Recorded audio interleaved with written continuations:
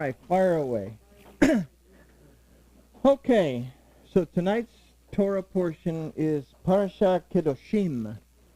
Qedoshim means, it means those that are set apart. But before we take a look at this Torah portion and go any further, let's talk to our Elohim, and then we'll take a look at what this actually means for us.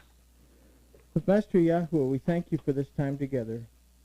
We ask that you will open our eyes, open our ears, and open our hearts so that we can see, hear, and understand what your word has to tell us, how your spirit guides us. And we thank you for it all in the name of Yahshua. Amen. All right. So the meaning of Kadosh has been misinterpreted, mistranslated, to the point that it doesn't make sense. And we read it as holy. And we have a Holy Spirit, and we are to be holy people, and the Holy of Holies, and all this stuff. But according to Webster's dictionary, the word holy means exalted or worthy of complete devotion as one perfect in goodness and righteous. It's also defined as something devoted to a deity or something divine. The word deity, according to Webster's, is defined as a God that is one exalted or revered as supremely good or powerful. And divine is defined as relating to or proceeding directly from a deity. The idea of a deity is not an idea that we find in Hebraic thought or in Torah. There isn't a statue of something that you go pray to. This is a Greco-Roman idea that you had the gods, and they were all up in Mount Olympus, and it just happened to have taken over our thought about everything. In Hebraic thought, in Torah observant times, Elohim was not a deity or a god. There's no word for God in Hebrew.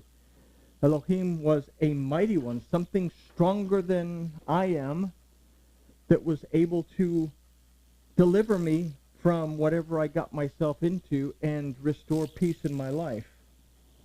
So it's an important concept. But the Greek translation that replaced the word kadosh was kaili, that means a sun's ray. And this is also an important thing to keep in mind, that when it went from Torah observant Judaism, Torah observant children of Israel, to what we have today, especially on the Christian side of things, a lot of it was based on the sun worship of the Greco-Romans. So to replace Kadosh with Haile, that meant a sun's ray, certainly fell in line. Now the word holy has found its way into our modern language and has had a profound effect on distorting the word of Yahweh Elohim, both in Judaism and in Christianity.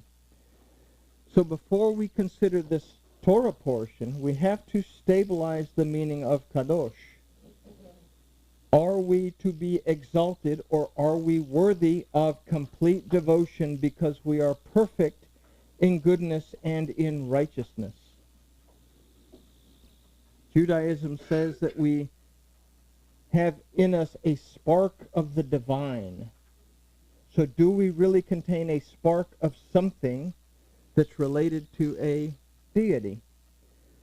Hopefully the answer is no. When we say that we are to be holy, what we're saying is we are to be exalted because we are perfect beings, and we are to be lifted up and all this stuff. So the word holy doesn't make any sense. And it certainly isn't going to make any sense in our Torah portion. So the word kadosh does not mean holy. Truth be known, prior to the Greek's effects on Hebrew, there was no word for holy in the Hebrew of the Tanakh. and there wasn't any in Brit Hadashah. Kadosh means, and has always meant, to be set apart to something, to be separate, and to be dedicated.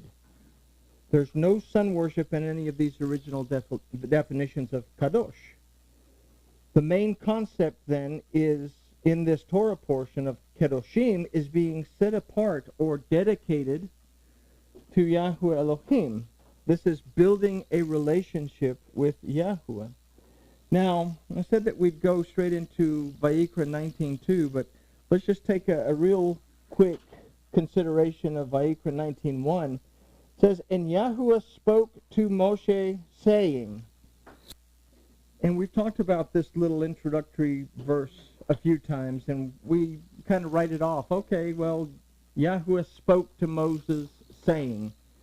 But when we say that Yahweh spoke, the word is devar, that we're going to find out in a minute, means proclamations, it means declarations, promises, commandments. And he spoke to Moses. Moses means to draw out. And then this last word, saying, which is amor, that means not just to say, but to speak from the heart. And if we say that the last letter of the Torah in Israel is Lamed, the first letter is Beit in Bereshit, we put them together, it spells Leb, which is the Hebrew word for heart. Then the Torah is the heart of Yahweh Elohim, where we draw out his declarations, his proclamations, his promises, and his commandments. So it's an important notion that we get in that first verse. But it says that we're going to begin at Vayikra 19:2, which says, "Speak unto all of the congregation of the children of Israel, and say to them, you shall be set apart, for I, Yahweh, your Elohim, am set apart. You shall be Kadosh, for I, Yahweh, your Elohim, am Kadosh." These are the words being spoken by Yahweh Elohim. And they're being spoken to Moses. And considering what we just considered in verse 1, these words that we're about to hear come from the heart of Yahweh Elohim. In other words, what we're about to consider is coming from the Torah. It comes from his instruction. So in the phrase, "speak unto all the congregation," here we find again the word daber. That means not only speak, but also it means word, declarations, proclamations, commandments, and promises. And these are being spoken to the congregation. And this has been used to translate the Hebrew words al kol adat. This Hebrew phrase literally means in the direction of or towards the entire assembly. The word for congregation, or more specifically assembly, is edat, that comes from a feminine root. Now, but the feminine root is eda. The masculine root is ad, that means witness or testimony. Ad, witness or testimony. Do you recall from our studies of the Shema that the last letter in Shema in the Torah is enlarged, and the last letter in Echad in the Torah, in this Shema Yisrael, Yahweh Eloheinu, Yahweh Echad, that the last letter is also enlarged. You put these together, it spells ad, it spells witness. So we are to recall our oath or our promise that we speak in the Shema. So keep this in mind, that the masculine root means witness or testimony. It's ad. Now we can also consider this phrase then to be saying in the direction of or towards the witness or the testimony. And it's being spoken to the kol assembly, or the kol witness or testimony. The word kol means whole, entire, and complete. So let's hold that, and let's first consider the idea of Bnei Israel. And we've talked about it a few times, but Bnei Israel means the children of Israel. Now, we've said in the past that the root of Bnei, which is children, is Bana, that means to establish and to restore. And the name Yisrael means that Elohim prevails. Then in Bnei Yisrael, the children of Israel, we see that those who are restored and established because Elohim prevails in their lives. So it's not a dispensation that was only for the children of Israel. This is applicable to us today if we say that Yahuwah Elohim is greater than I am. He prevails in my life. I'm not fighting against him. Which is another meaning of the word Yisrael, is to wrestle with Elohim. So we're restored from wrestling with Elohim and established that Elohim is greater than we are. And in that case, we are children of Israel. So with this concept, we can formulate an overall idea that the declarations, proclamations, commandments, and promises that we said came from the heart of Yahuwah, who is our Elohim, are being spoken in the direction of the assembly by Yahuwah, and we are to be a witness and a testimony, or these words are to be a witness and a testimony to those who have been fully restored and established because Elohim prevails in their lives.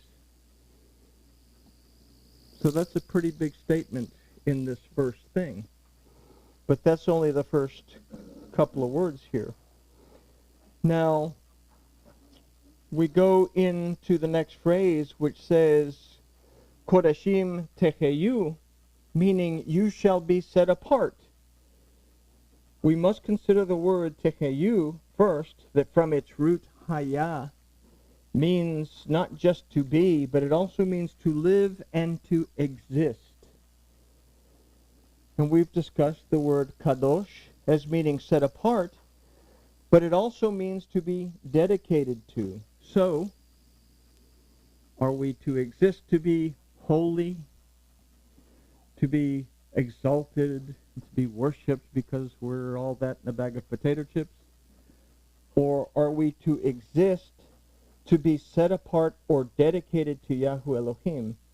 And as such, we receive the balance of the verse that says, for I, Yahuwah, your Elohim, am set apart. In other words, Yahuwah, our Elohim, is set apart or dedicated to us. So the overall idea to consider here is the declarations, proclamations, and commandments, promises, being spoken in the direction of the assembly by Yahuwah, are to be the witness and testimony to those who have been fully restored and established because Elohim prevails in their lives. These are those who exist to set themselves apart to and dedicate themselves to Yahuwah, their Elohim, and in doing so, Yahuwah, their Elohim, sets himself apart to and dedicates himself to them. So, does that make a little bit more sense? And is it a little bit more comforting than the idea of be holy because I am holy? You have to be divine because I'm divine. Doesn't make any sense. But I understand that separate yourself to me, and I'll separate myself to you. Dedicate yourself to me, and I'll dedicate myself to you. And we will have the beginnings of a beautiful relationship. Now that makes sense. Okay? So it's so much more meaningful than trying to figure out what being holy is. Chapter 19 of Vayikra outlines for us the essential and most basic commandments of the Torah. Personally, and this is a personal belief, you can read it for yourself, but I believe this chapter to be one of the most important chapters in the Torah. I see it as a mini Torah that's contained in a whole whopping 37 verses. Basically, everything that we would read in Torah is found within these 37 verses of Vayikra 19. But again, that's my personal opinion. But it has begun by telling us that if we will separate and dedicate our lives to Yahuwah Elohim, then he will separate and dedicate himself to us.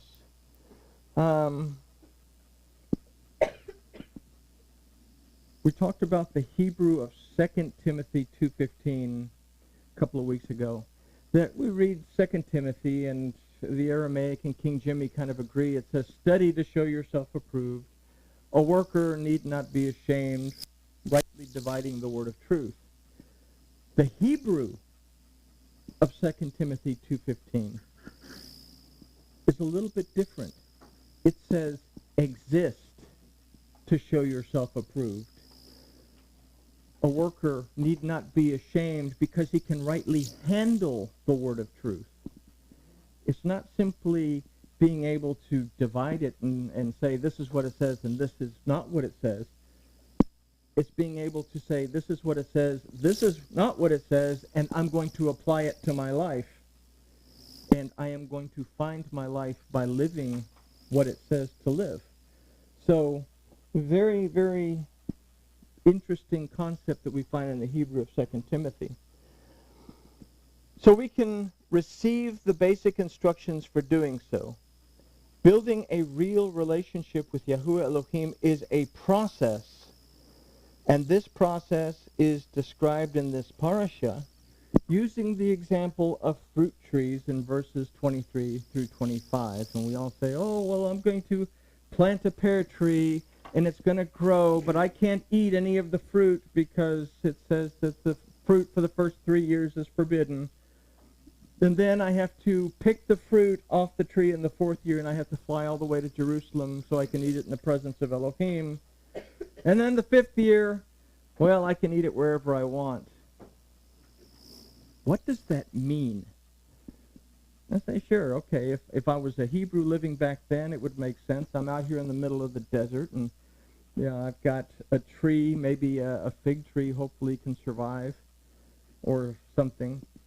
And, okay, I plant the tree, and I don't eat the produce for 3 years, and then the 4th year, I eat it in the presence of Elohim. I go over there to the tabernacle, and I eat it and share it with my Kohanim buddies. And then the 5th year, I make little gift baskets out of all the fruit, and I send it out to everybody. But what does it mean? So we start in verse 23. And when you shall come into the land, and shall have planted all manner of trees for food, then you shall count the fruit thereof as forbidden. 3 years shall it be forbidden unto you. It shall not be eaten. Bummer. I was kind of hoping, I'd plant it, and then, next year I could make peach pies or something. So, we consider, first of all, the 3. 3 in 3 years. So the letter Gimel represents stability. And this is the hardest part of entering into a relationship with Yahuwah Elohim. The word for forbidden in this verse is arlatu, that means forbidden to you, but the root of this word is orla, that literally means to be uncircumcised. And this is something that we have to understand. When we begin seeking Yahuwah Elohim, when we come into the land, we are planting new seeds into an uncircumcised belief system that we've held on to. It's a time of learning, and as such a time where a true covenant relationship with Yahuwah Elohim based on and in his Torah is not truly understood. Can't tell you how many times I hear, I've believed this for so long. Are you telling me that everything that I've believed is wrong. Everything that my grandmother taught me, are you telling me that everything my grandmother taught me is wrong? I'm saying, this is what the Torah says. You decide. You decide. But as long as you hold on to certain beliefs that are not in line with what the Torah says, you're still planting in an uncircumcised field. You're not entering into a covenant with Elohim. Keeping that in mind, it's a time of learning, and it's such a time where the true covenant with relationship with Yahweh Elohim based on and in his Torah is not truly understood. The fruit that it yields is not going to be edible, as it will still contain much of the dogma that is contrary to the Torah and the covenant of Yahweh. Now that's dogma. And I say dogma because it's Christians that find their way first into Messianic Judaism that unfortunately, and I may get in trouble for this, and I do sometimes, but to me, a lot of that is Baptists and Talits. You're not letting go. You're not letting go of a lot of the Christian dogma. You're just adding some Hebrew words.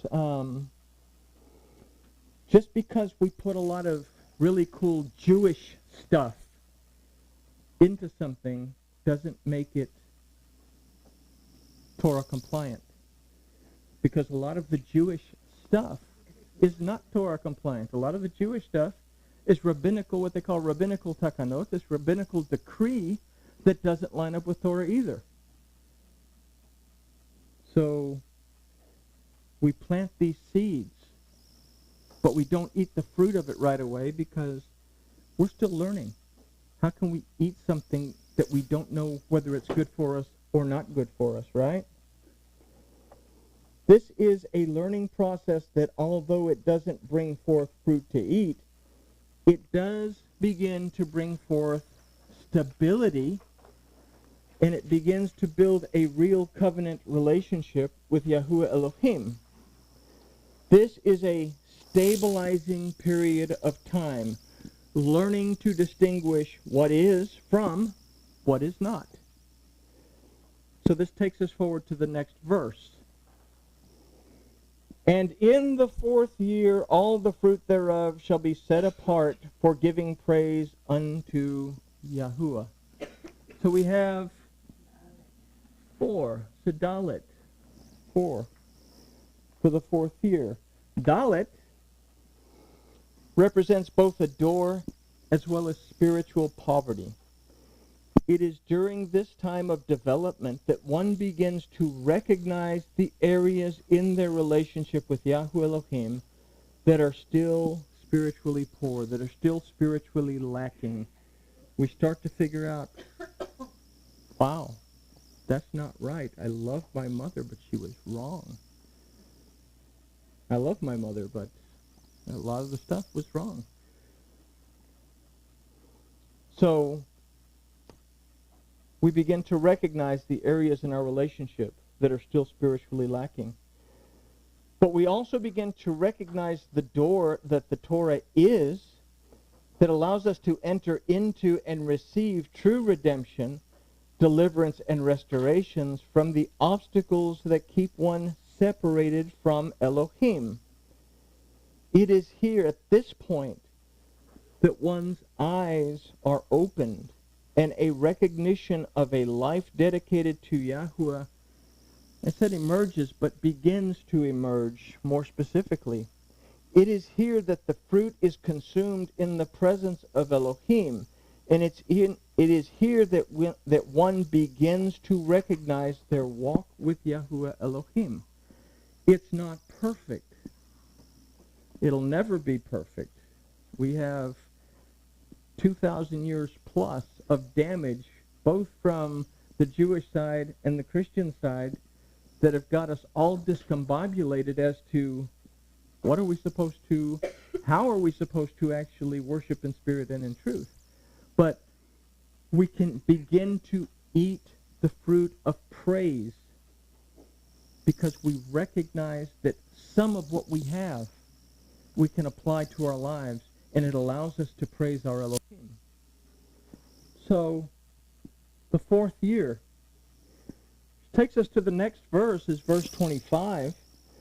But in the fifth year, may you eat of the fruit thereof, that it may yield unto you more richly the increase thereof. I am Yahuwah your Elohim. Wow. Now we get to eat a whole lot of fruit. We get to take it with us. We don't have to hang at the tabernacle and share it with the Kohanim. The fifth letter is Hey. Hey. Hey. Yeah. Meaning to behold, but it also represents the very spirit of Yahuwah Elohim. Some people say, well, how does it represent the spirit of Yahuwah Elohim? Bereshit 2:4, we have a word, Bach Baram, means we're created. Bara means created. This is, that it ends with an M, means they were created. In, that they were created. But a little bitty hey. We look at the Hebrew. This little bitty hey, when you say Bach Baram, you say Bah Baram. That it's telling us that by the Spirit of Yahuwah, the word was spoken forth. This represents the Spirit of Yahuwah that brings forth manifestation. It represents the Ruach HaKodesh of Yahuwah Elohim, the very Spirit of Yahuwah. So, it is at this stage of the believer's life and walk that he or she truly recognizes the Spirit of Yahuwah in their life. We said that Yahuwah is always present. You know, we got into this, somebody asked, Ed asked, and Lorene asked, if Yahuwah is always present, why is there a throne? Why does it always talk about the throne room, or that there was an assembly? These are all telling us specific things. But Yahuwah Elohim, well, the throne represents the power and the authority of Yahuwah. But Yahuwah is always present. We do not always pick up on the fact that he is present. We don't always recognize that he is always there. It's up to us to perceive him. But we're the ones that walk around with our eyes closed a lot of the time. So, it is at this stage of development that one begins to yield edible fruit that is not tainted with the dogma, and that once kept the believer starved and uncircumcised or out of a covenant relationship with Yahuwah Elohim. One's perception of the relationship with Yahuwah is clear, and one is able to then clearly hear, I am Yahuwah your Elohim. I can't really explain what it is to understand that Yahuwah is always present. If you just stop for a moment and think, Yahuwah surrounds me. He is here. And he is, when I walk over here, he's here. And I walk over here, he's here. And I get in the car and I drive home, he's there. He's always present. Do I perceive my Elohim? When I go to do something that's not exactly Torah compliant, and I think to myself, well, you know, nobody's going to know. It's all good. Do I think to myself, no, Yahuwah is present. I am going to keep Torah because I understand that I am always in his presence. So it's very important. We have a phrase that Moses spoke with Elohim face to face. That literally means is Panei al panei is presence to presence. That I am present, and when I speak to Yahuwah, he is present, and I'm speaking presence to presence. He's not